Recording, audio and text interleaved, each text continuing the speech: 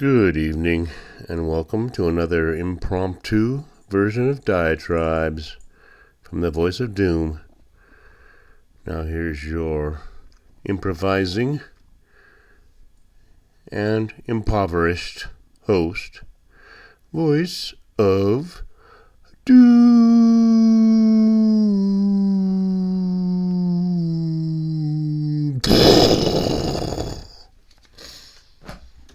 Hello. Alright, I figured I'd do another diatribe because I have a fan out there that likes them.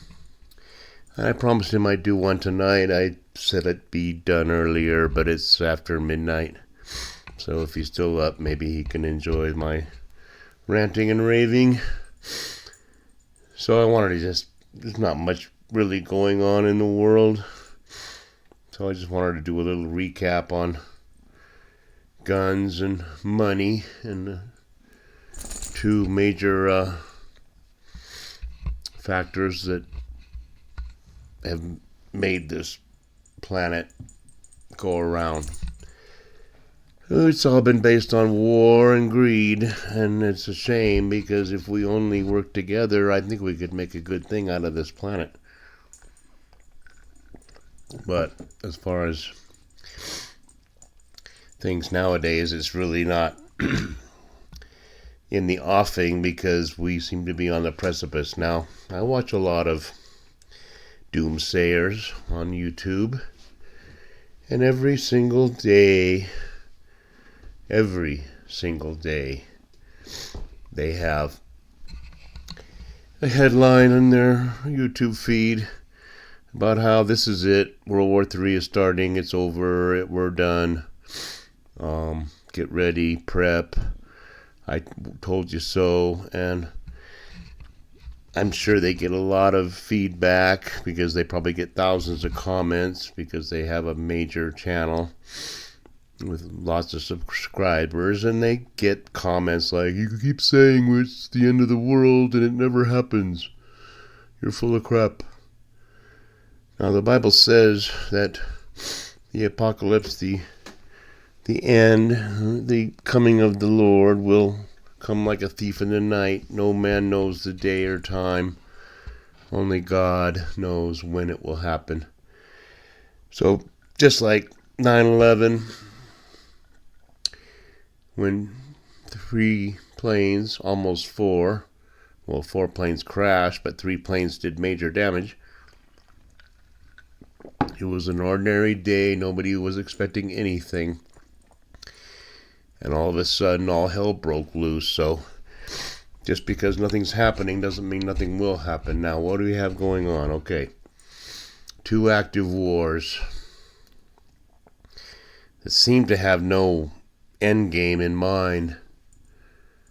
We have a war between Russia and Ukraine that seems to be just a perpetual bloodbath, just a meat grinder where nobody's gaining anything.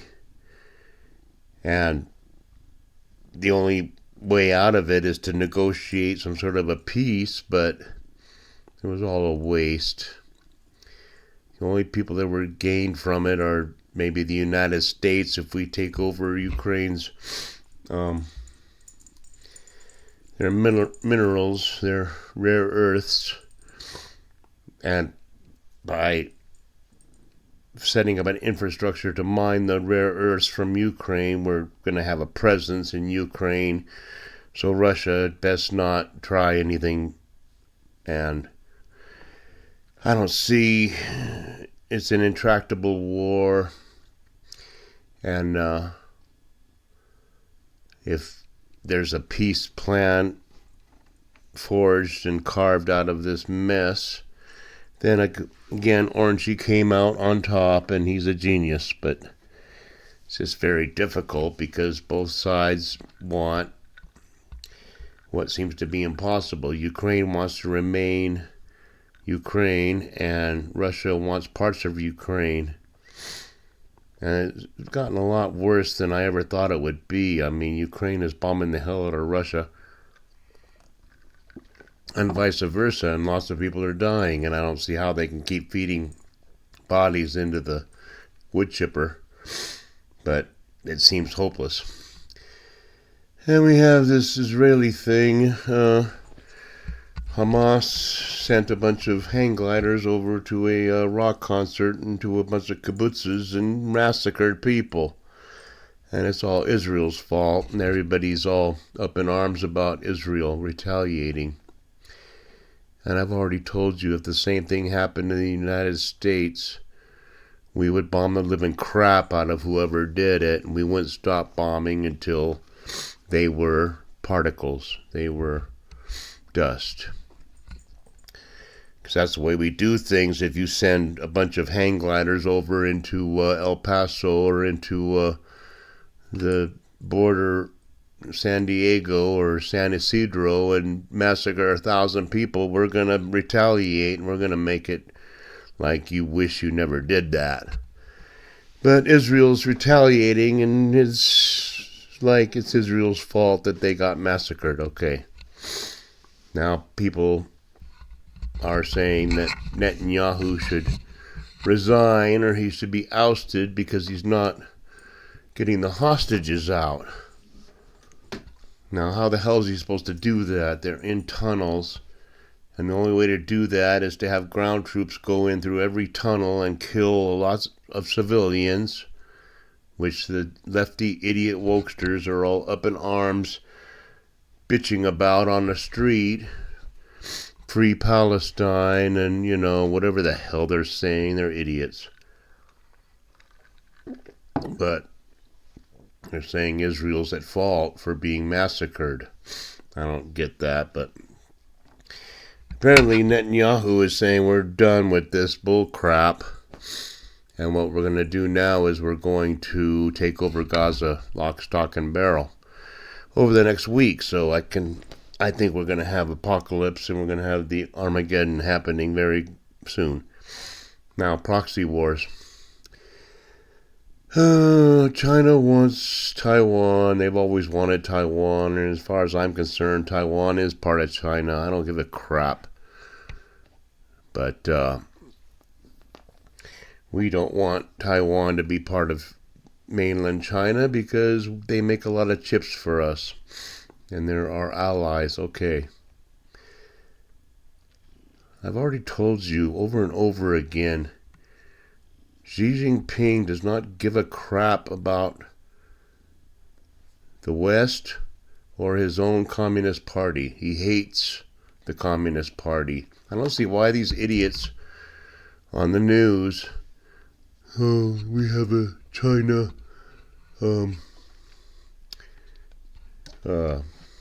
expert, somebody who studied China for all his life. He's got a PhD in Chinese studies, and we're going to have him on Fox News. Yeah, well, Xi Jinping wants Taiwan, and come on. Xi Jinping hates the Communist Party, even though he's the head of it. They ruined his family. They ruined his life. And he scratched back from the damn mud huts in the farms back in the Mao days and clawed his way up to be premier, prime minister, the big chairman, the big Bobo of China, in order to make sure that he destroys the Communist Party.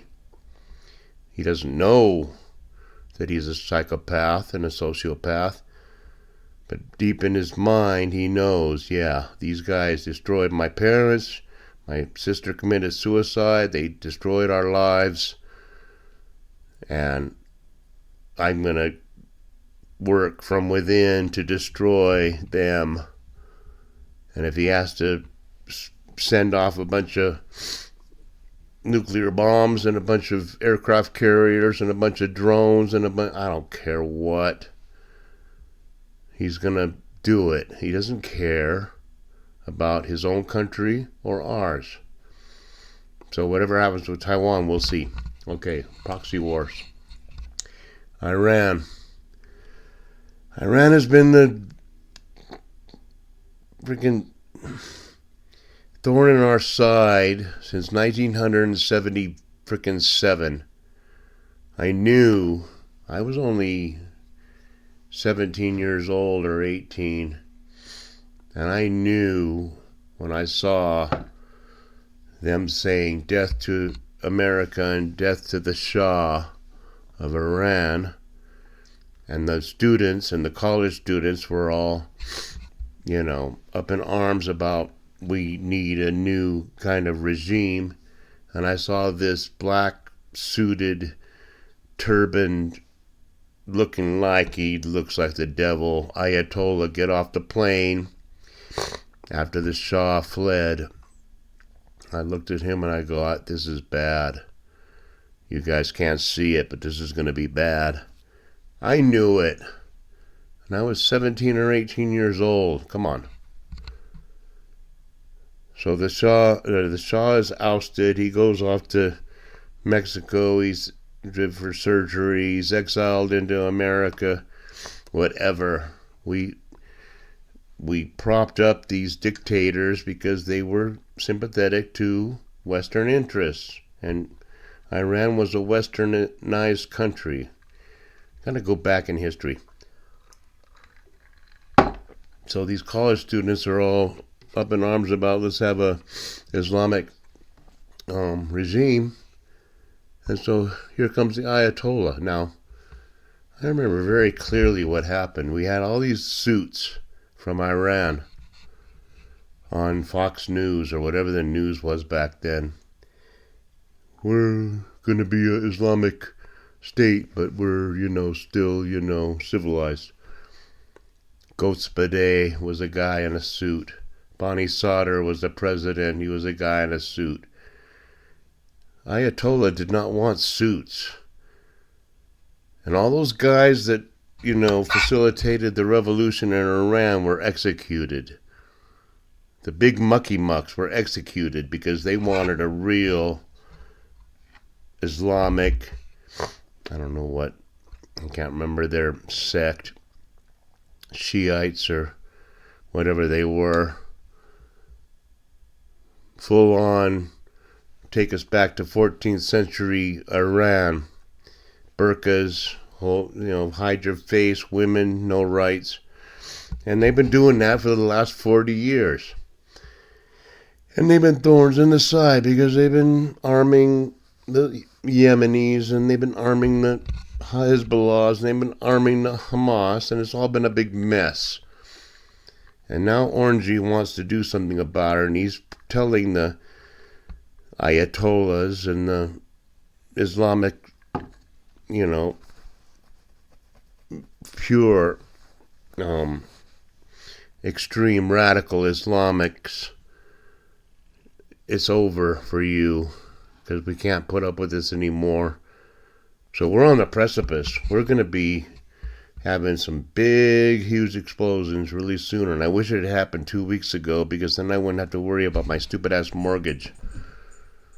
But I still have to worry about the damn mortgage because they haven't blown the world up yet. And I'm freaking getting sick of waiting. But it's going to happen because it's intractable. Everybody in the world has their own agenda, and it has nothing to do with peace.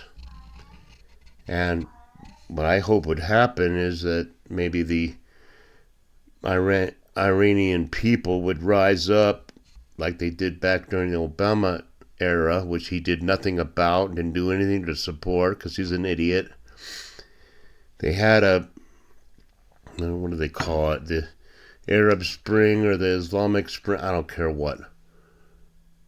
The people were sick and tired of this stupid-ass backward Iranian government, and they wanted to rise up, and we didn't do anything to help them. Just like we didn't do anything to help China when they rose up during Tiananmen Square, when thousands were plowed and killed because they rose up because they didn't want a communist regime anymore. Now, it's over. We all know that. I just wish it would happen faster because I'm sick of these bills. And if the world started blowing up, then I would just stop paying my bills, and I don't think my mortgage company would say much because they'd be too busy worrying about putting their infrastructure back together. But I could talk more about social mores and things happening on that end, but I wanted to talk about guns and money because this relying on perpetual war to keep our economy going so that Northrop and Lockheed and Raytheon and L'Oreal and all these other companies can remain solvent and keep hiring people to create bombs to sell to other people, just keep the whole thing going. Now, it's a karmic thing that if you promote war, it's not going to end well. And we've been doing it for 50 or 60, 70 years, ever since the end of World War II. People don't seem to realize that we based our whole economy on perpetuating meaningless and senseless wars. I don't see why people don't see it. But the money, the tariffs, the tariffs, it's so terrible, he's ruining the economy. I could go into that. It's already getting too long. But I think Orangey is saying, we need free trade, and if everybody just didn't have any tariffs at all, we could have a good thing going where everybody just buys from everybody without taxing and without adding little, fees onto what they import. Like, we won't, we fee you for importing to us, but we want to import to you.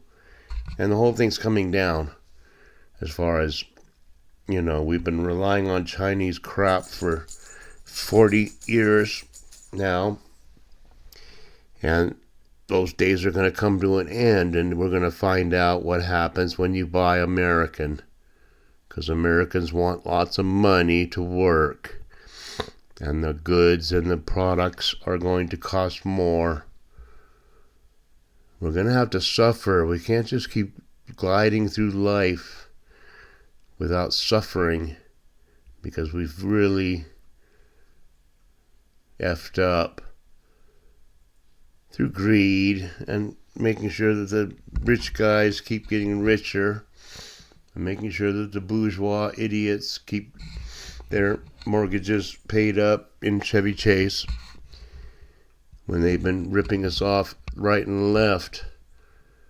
Those rich people that think they're it have not been contributing to the value of this country. They've just been taking, they've just been reaching in and taking out of the billions and trillions of dollars that the U.S. government has wasted.